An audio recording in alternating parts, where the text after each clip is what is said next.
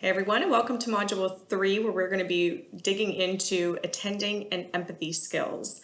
And you'll find that for each module, I typically have the PowerPoints, which are longer from Ivy in the textbook, from like an instructor manual. And then I have also developed my own PowerPoint presentation because I really don't like to do long video lectures. I feel like nobody's going to want to see me for that amount of time or listen. It's hard to keep and attract somebody's attention for a short period of time anyway these days, let alone if I were to sit here and just talk to my computer about a subject matter that you're reading about and reiterating a lot of things that are already in your textbook. So I like to get right down to the point of things, especially when we're talking about these micro skills that you all are starting to focus on. Remember, we're starting at the bottom of Ivy's pyramid and thinking about attending and empathy skills and what that means. The main activity, the main technique that you're going to be looking at if you're thinking about how to demonstrate good behavior, good attending behavior in a counseling session is listening. And listening in the way that we contextualize listening in a counseling relationship in that therapeutic space is different than what, the everyday, walking down the street person might think of if they say to themselves, wow, I'm a really good listener. I really take things in. We have a tendency, it's just human nature, that whenever somebody else is talking to us about any kind of subject matter, we start to formulate our responses in our head before they have finished talking. And it takes a lot of practice to get out of that habit, out of the habit of trying to formulate what your follow-up is going to be once whoever it is concludes their statement. And it's something that all counseling students, I think, struggle a bit with, and we understand that as faculty on the other side of it. It was something I struggled with for sure whenever I was first starting out. And the only way that you can get better at listening and better at attending by way of listening is to practice doing it and to retrain your brain essentially so that you're able to allow your mind to go into a different type of state while you are working with clients. And it's especially difficult when we are working with clients because our clients are coming to us with problems, and we're naturally problem solvers, right? We want to help people solve their problems. But the way that you need to start thinking about the work that counselors do is that we are not solving their problems for them. We are assisting our clients and helping them resolve issues in a way that they have explained to us that they want to be resolved. And we are resolving the specific issues, problems, behaviors, whatever it might be, that they are telling us want to be resolved. And I stress that in this class and others as well, because you can have a client come in that has this laundry list of issues going on, and you might think, automatically, well, clearly they want to be fixing the relationship with their spouse. That's got to be top priority. When in reality, they don't really care about that, and they want to just talk about, I don't know, a change in their work, or maybe they want to move to a warmer climate.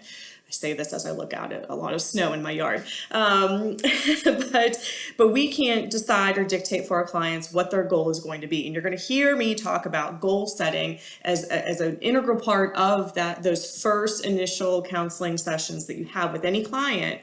Goal setting is key because you need to be able to frame what the client's goals are for the work that they're going to be doing with you, what they anticipate their end result might be, or what they wish it were to be. And unless you are listening, unless you are attending to all the behaviors, verbal and nonverbal, that your client is displaying to you, you are not going to hear what they want their goal to be in the work that they're doing with you.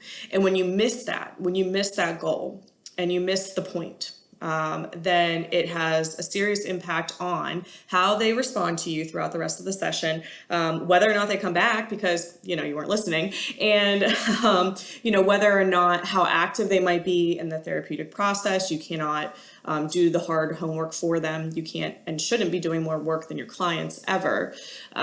So from the very, very beginning, you have to get yourself trained to listen and pick up on certain cues when a client is working with you so that you're able to identify what really it is that they're looking for. And so there's an old article that I cite here, more of a seminal piece of work, and so I feel as if it's important to include, because there's lots of different texts on nonverbal communication, body language, tons of books you can find on body language, good and bad. But if we're talking about communication skills and the basis of communication skills, you've had communication 101, go back to that. But you know, a nice little way to think about it is 3 V's and a B. You've got communication skills that are kind of those visuals, making eye contact with somebody, making sure, seeing and noticing, while also taking into consideration any kind of cultural background that may have any kind of influence on these communication skills, or ability status and communication skills. But visuals, eye contact, you know, is the individual looking at you when you're talking or speaking? Do they look away at certain points when they're talking about a certain individual or an experience or a situation that they may be involved in? Vocals.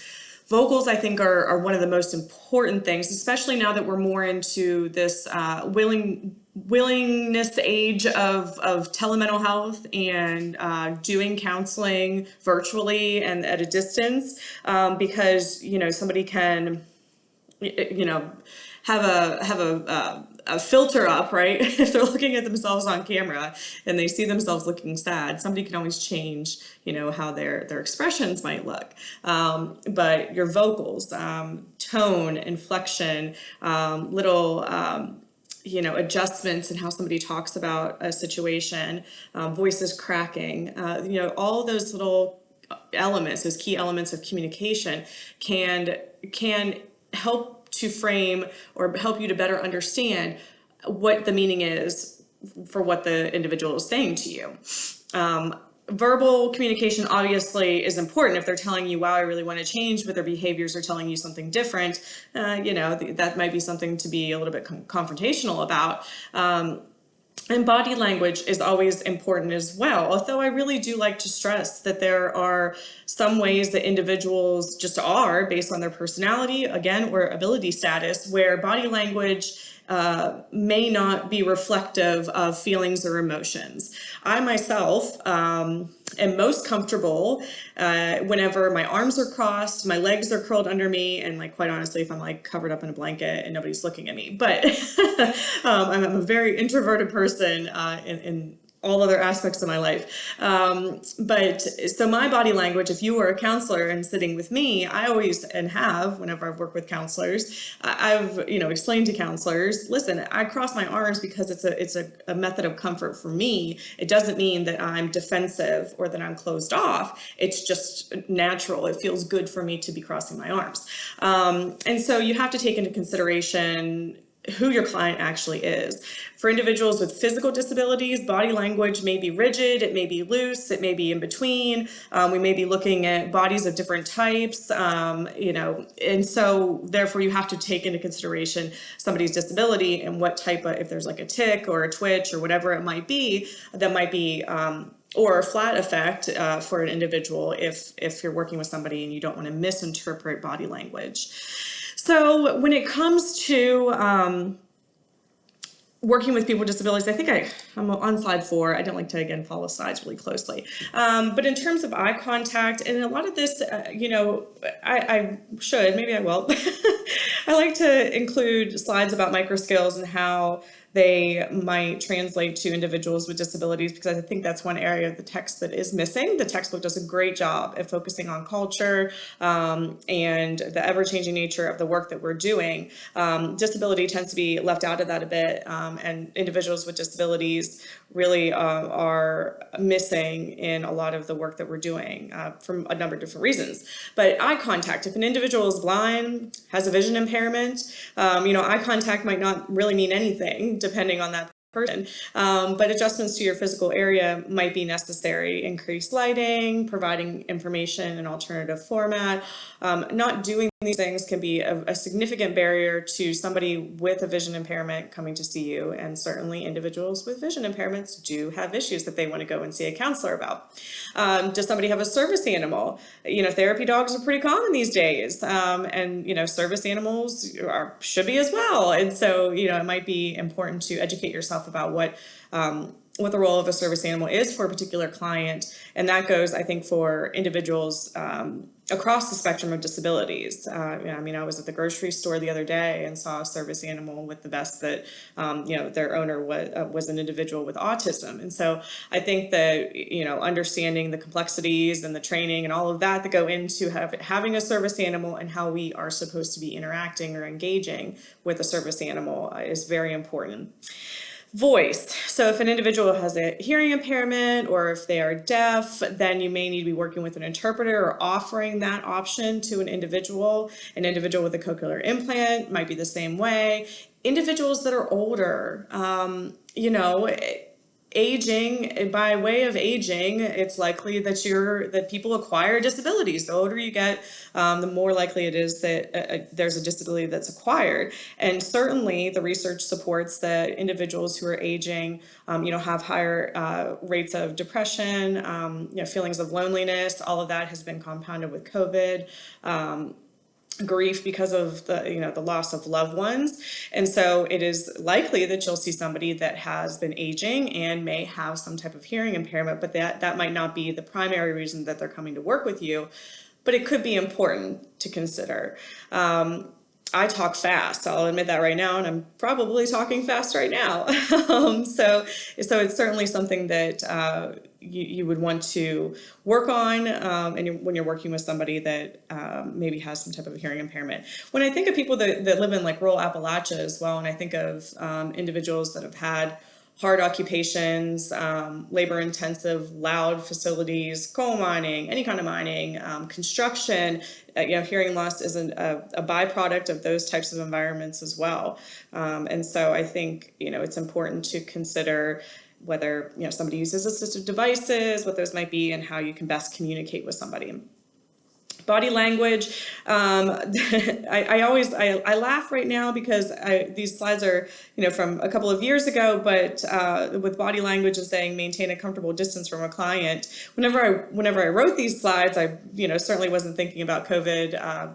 And keeping 6 feet apart from clients, or even a more comfortable distance than that, and just being virtual. But all in all, making sure that you're not, getting into somebody's private space, making them uncomfortable. With that being said, there are some counselors, Carl Rogers comes immediately to mind, that I always felt like he always sat very close to his clients, and to me that would be wildly uncomfortable. But also making sure that space is available if somebody uses an assistive device or mobility aid. And making sure that a client's body movements might be attributed to something other than what you might learn from traditional nonverbal cues that might demonstrate some type of reaction to the work that's being done. Verbal tracking, what's the client focusing on? Does it match that overall goal of the session? So you'll also hear me throughout the semester really pushing that redirection and silence in that counseling session are both tools, very effective tools for counselors in terms of doing work. I always love silence. It takes more work to be comfortable with silence than I think it does to work on listening skills. But silence can be very effective for everybody, and sometimes it's just needed because in those moments of silence, work is being done, thoughts are being processed for both you and the client. You should never be talking more than the client. I will guarantee you that as we start doing some of the recordings, as we start doing, your role plays during the immersion week, you'll be talking more than your partner. You'll be trying to provide advice. You will be asking closed-ended questions. And at the heart of that, I'm going to tie it all back in, I promise, is that this listening skills are being developed. if you are asking questions, kind of that rapid fire questioning, really, question after question without any reflection, without asking a client, attending to their feelings or addressing what you think that they're saying, paraphrasing and summarizing what they're saying. If you're just simply asking questions, it's a pretty telltale sign that those questions have come up in your head while that other person was talking, especially if you're asking those questions right after they stop talking, or interrupting. That, of course, that's going to be a real telltale sign that listening skills are still being developed. So you should always be giving your client that space to finish thoughts, taking deep breaths and slowing down the process, allowing for that silence to occur, and calming your mind in the process will help you engage with your client, listen to your client rather than hear your client. And in those moments of true listening, you'll be able to show your client that you are you're empathetic, that you are supportive, that you are showing unconditional positive regard, all those things that a lot of times clients haven't ever gotten, or maybe they aren't in their current situation, their life situation. Maybe nobody is listening to them ever, and what they're really looking for is for somebody to listen and help them, achieve whatever the goal is that they have set for themselves. So if we cannot listen to our clients, we can't begin to do the type of work that we need to be doing as counselors. So I'm always going to go back to that. Practice the listening. I said this before, I'll say it again. You can practice this active type of listening with those in your life and those that surround you on a day-to-day basis. Practice it. Practice taking a minute after somebody is speaking to you to pause before you reflect, slowing down conversations in general, allowing for silence a little bit. It's working whenever somebody that's very close to you start doing these things and then they randomly say, what's going on with you? Why are you not asking me, the same type of questions, or why are you not giving me advice? You'll know it's working when people start to notice a change in how you respond to them. And that's a good way to practice some of these skills. So with that, I will leave you all to this week's module. I provided some tools I hope that are useful, a little paper on the top 10 basic counseling skills, a little bit more information about the attending behavior so you can have it, and a video. I'm not asking you to watch the whole thing, it's pretty long, but it's got Dr. Alan Ivy on there, and demonstrating the rights and wrongs of attending skills. If you have any issues opening up the video, let me know. It will have you log into the WVU system as a student prior to opening up the video. So it might take a minute. And if it doesn't work on Internet Explorer, try it on Chrome. Or if you're trying on Safari and it doesn't work, see if it works somewhere else. But it may take a minute to actually load up and get you logged in. But if you have issues, please let me know and I'll try to troubleshoot those with you. Other questions, let me know on the discussion board, and I will see or hear from you all in the Module 3 discussion as well. Have a good day.